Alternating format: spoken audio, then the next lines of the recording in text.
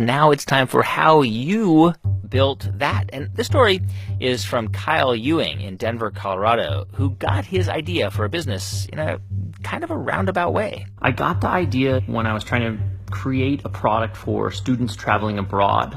This product was a backup copy of their passport. Kyle was trying to sell backup passports online that would be as durable as the real thing, but also tear-proof and waterproof. The problem was the market for this type of product doesn't yet exist. So I was trying to create the market, which proved to be very difficult, and I was trying to figure out what to do when the phone rang. And the guy on the phone, he was actually somebody who said, "Hey, Kyle, I love your passports. I even bought 4 of them for my kids." And he said, all 4 of my daughters use the SOS World Pass. I love it, but I have a question for you. Can I buy a case of your paper? And at that moment, Kyle realized that the waterproof paper he was using for the passports was actually a better business idea than just the passports. That moment was me standing up out of my chair and spiking the pencil and doing a touchdown dance, because it was an immediate light bulb moment where I realized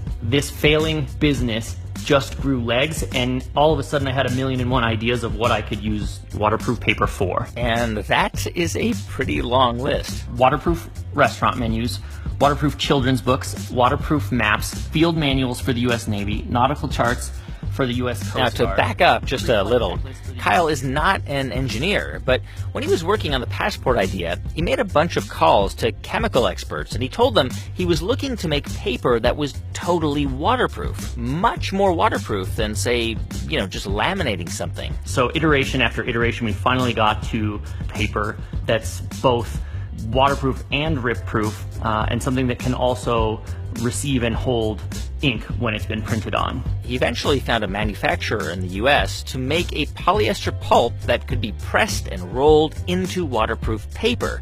But he wanted to tinker with the product himself, so he moved a laser printer into his living room. But when I put it through my home laser printer, immediately white smoke came out of the printer and it smelled like burning plastic.